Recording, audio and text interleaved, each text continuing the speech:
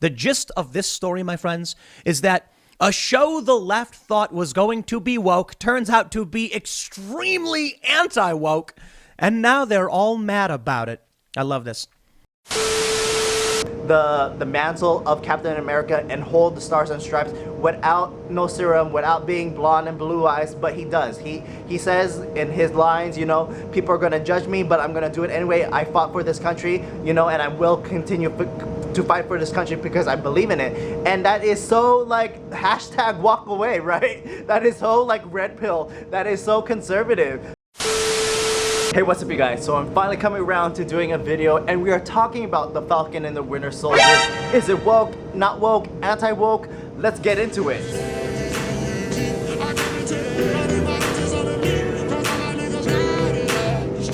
But first, of course, if you're new to my channel, what is up? My name is Mitch, Maverick Mitch. Hey Mitch, all the Mitches, and pretty much I like talking about what I talk about. So current events, reviews, and pop culture within the scope of entertainment, culture, and purpose. So TV, movie reviews, social polo, commentary. Be sure to check out all those videos as you're finishing this video. And of course, real quick, as you can see, I am filming on location. Yes, I am on tour. Yes, I am camping.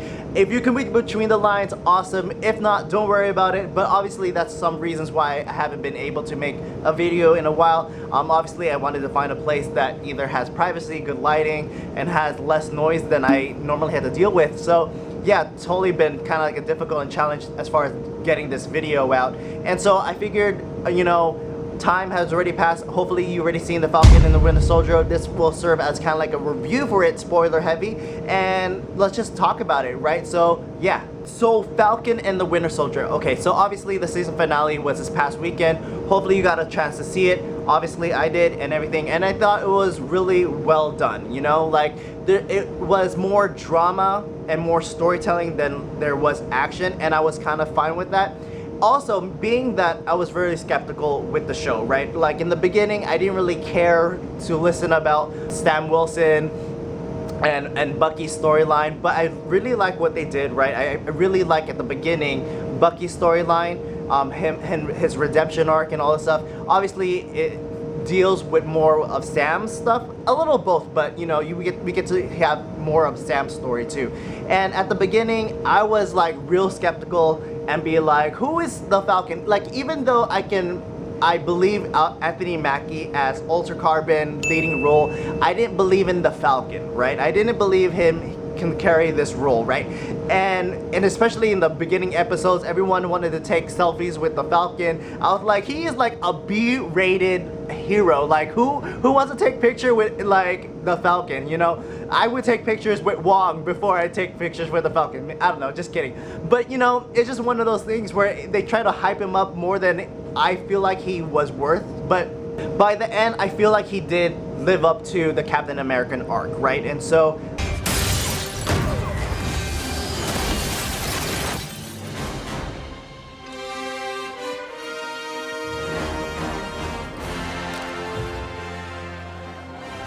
Sharon, Bucky, what's going on your end?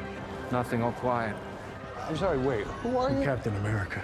I thought Captain America was on the moon. I appreciate that, and you know, I had to watch it multiple times, 2 times, to really kind of like really accept this type of thing. And this also influenced by Tim Pool, and I agree with his sentiments on it, because there was, to me, on the surface, woke elements, but the end result wasn't woke, right? So the best other example I can think of that it has woke elements but it wasn't really woke was the Old Guard, the Netflix movie with Charlize Theron. Like, there was woke elements. Obviously there was lesbian, gay guys, you know, there was female empowerment and all this stuff. There was things that could come up as woke, but it was still a solid storyline that it wasn't down your throats. Likewise, Falcon and Winter Soldier had some woke elements, like Antifa being pretty much the flag smashers. You have that woke element in which there was like a Black Lives Matter type of thing, in which they're in the South and the policemen stop Bucky, like, hey sir, like,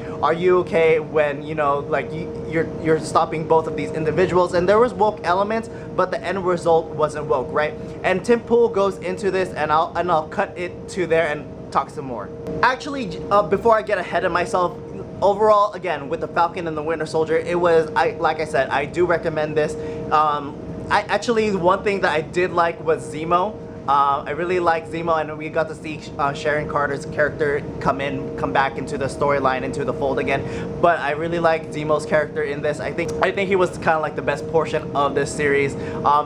The Wakandans coming in, that was also good parts and everything. But again, overall, I enjoyed it. Like I said, there was woke elements, but the end result wasn't woke. But first, before we go into that, I do want to highlight 3 Filipino Easter eggs that was in this Falcon and the Winter Soldier. I don't know if it was intentional or it's just me being a Filipino looking into this, and I was trying to look into the producers or the writers and see like if they were Filipino or like have Filipino ties. On the surface searching, I didn't. Maybe there was. If you do know something about it, let me know, because 3 Filipino Easter eggs that was in the Falcon and the Winter Soldier. 1, we have that hip-hop song that was played in Majapur.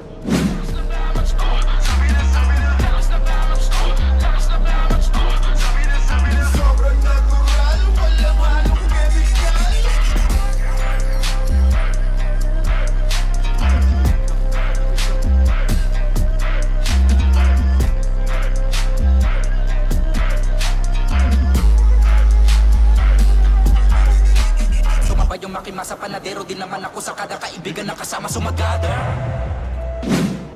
2, we have that TT joke, right? We have like, your TT will be proud of you, you know? And for those who don't understand Tagalog, the Filipino, TT is essentially the male private part, right? And so for a lot of Filipinos, I giggled when we heard that little segment and talk, you know? So yeah. When I was a kid, my TT passed away. Your TT? Yeah, my TT, yeah. Who is your TT? When I was a kid, my aunt passed away. Your TT would be proud of you. Turkish delight. Yeah. And lastly, we have that last Easter egg of that Filipino pilot who took over the helicopter when, you know, coordinating with the Falcon or Captain America at that point. And so that was also a cool, quick Easter egg of that Philippine pilot, right? Sam uses Red Wing to scan the GRC hostages, and on the screen you can see her name, Ayla Perez. She has a background in the Philippine Air Force with experience flying both Apache and Chinook helicopters. Chinook helicopters are twin rotors. That tells Sam that Perez has experience with multiple types of helicopters and that he can trust her to climb into that seat and pull it out of a dive, even though that would probably be very difficult for anyone other than Tom Cruise to do. So again, I don't know if that was intentional, but that was really cool. I appreciate that, and you know, who knows what doors that will open to, right? All right, with that aside, I'll go ahead and put in the Tim Pool clip. He actually did a segment talking about it on his actual Timcast channel, but I saw him talking about it on Timcast IRL with Michael Knowles. What up, Michael Knowles? In which he was talking about all of this, you know, Flag Masters represents Antifa, and ultimately Falcon becoming Captain America becomes anti-woke because he embraces the whole, you know, stars and stripes, right? So I'm gonna make this segment happen because I'm so excited for this. The first thing I want to say is this: if I could offer you up, all of you guys listening, a TV show where a guy takes an American flag and brutally beats Antifa, and you know, he rejects a bunch of woke ideas. He's repeatedly told by, you know, people about how you shouldn't wave that flag. It's the white man's flag, and that you got to understand. And so you have this black man who says, "Nah, I like the flag," and he picks it up. And then there are these people who are like, "We should have open borders, and we're gonna smash the flag," and then he just beats them with it. Would that be a show conservatives would want to watch? It sounds great. Where do I sign up? Where do I get it? It's the Falcon and the Winter Soldier. Ooh. So first, let me show this story from We Got This Covered that we talked about, I think, a couple weeks ago. New rumor says over 80% of Falcon and Winter Soldier viewers turned off episode 2 at the same point. Now, I'm talking about this, we're talking about Hollywood wokeness, the commercialization of this anger. And I got to talk about this show. And I think pride fits in because I'm wondering why it is I see a lot of people saying this show is woke. Don't watch it. It's awful. It's racist. People don't want to watch it. And I wonder if there's an element of pride in assuming Hollywood does this, so maybe not giving it a chance. Yeah. And maybe being a little more open-minded. So, I'm seeing a lot of people tell me I'm wrong because I said the show's not woke. I'm like, it's not woke. Give it a chance. It's actually, it's fairly centrist. It addresses issues of race, but quite literally, I'm going to spoil the show for those who haven't seen the finale because the finale came out and I was so excited watching a dude reject wokeness, pick up the American flag and beat Antifa with it. I mean that, like, I don't literally like Antifa getting beaten, but the bad guys are called flag smashers. Yeah. They want open borders. They're terrorists who kill people. Amazing. They think might makes right, and because they have super strength, they're allowed to kill whoever they want.